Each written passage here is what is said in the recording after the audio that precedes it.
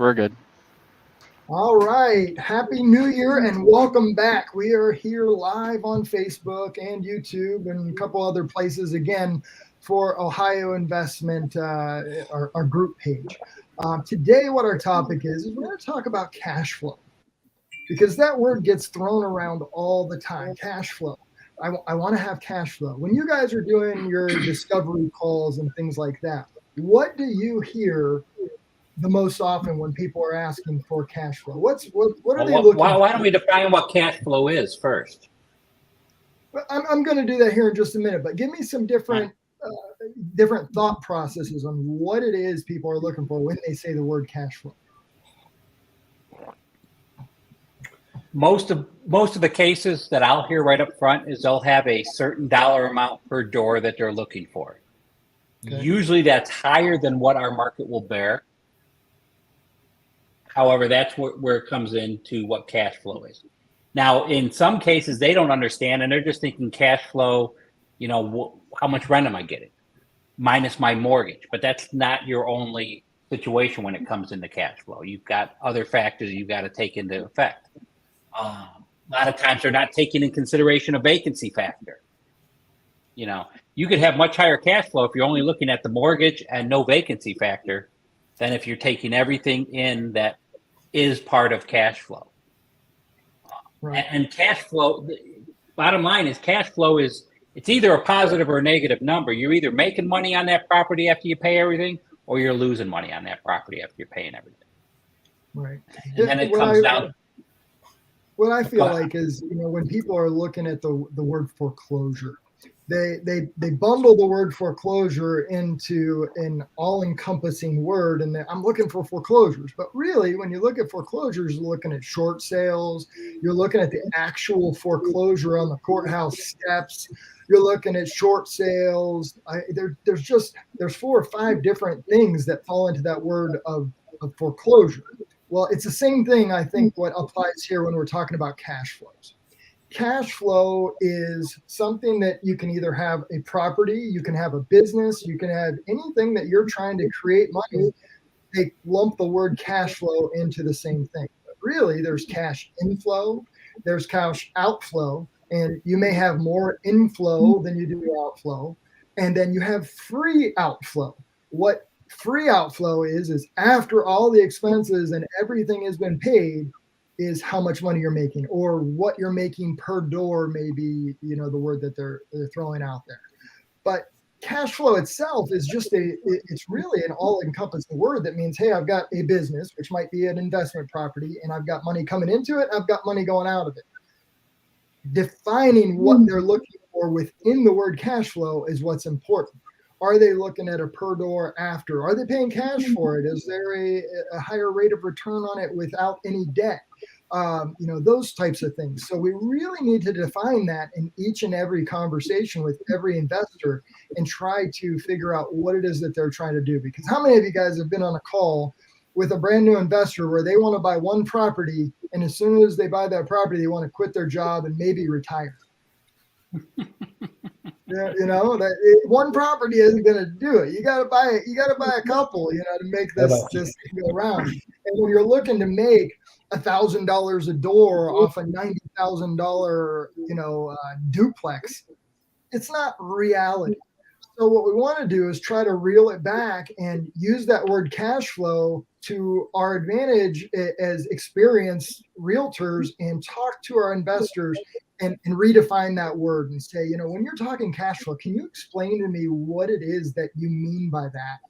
When you're talking cash flows, and have them define their understanding of it, and then maybe reset some expectations on what the word cash flow really is and define what it is that we're looking for. Because sometimes people, when they make that word all-encompassing word, their expectations are just way too high for what they're trying to do.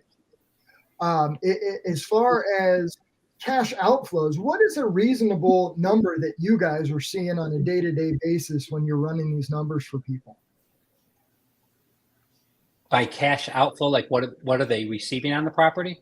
Yeah, once they've paid all the expenses, and you factored in your vacancy factor, the free cash outflow, the money that is left over after everything is done.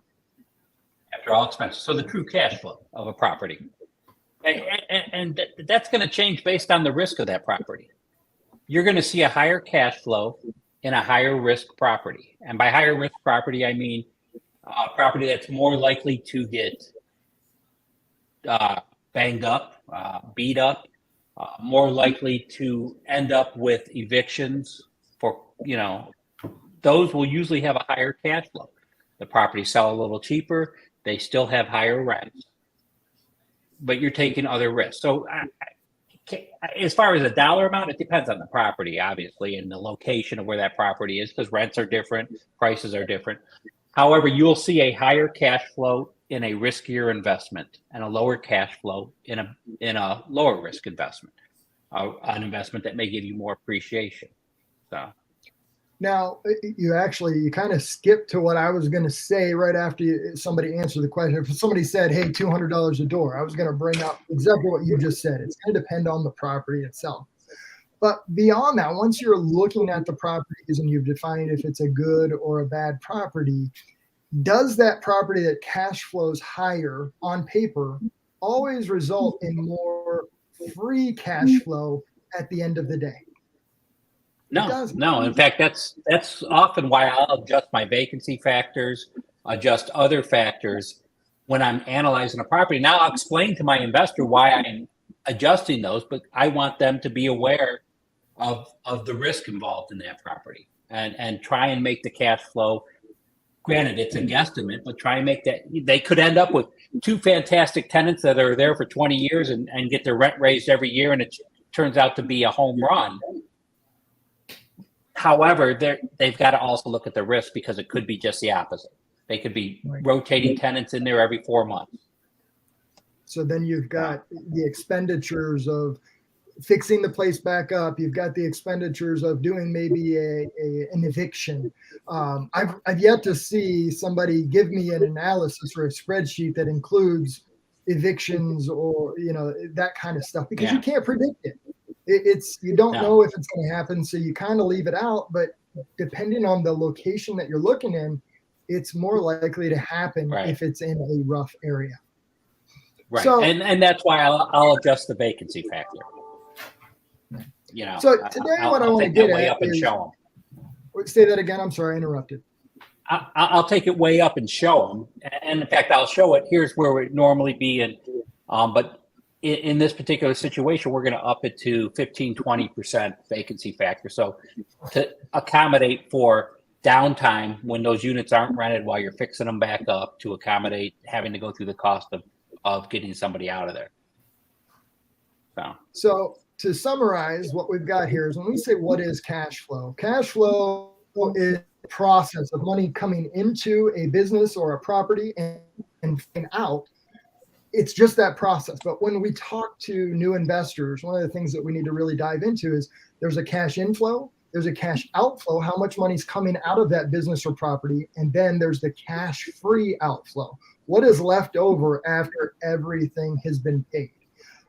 So just redefining how we're talking to our investors and making sure that they understand what it is that we're trying to help them with can be a huge advantage. And our experience levels of all the people on this call, give us that advantage when we're looking for properties to clearly define cash flows and not just have it be a broad term that has a million different meanings, because that's what I see on each and every call. So we'll wrap this up right here at about 9 minutes, and I appreciate you guys all for joining us today. All right.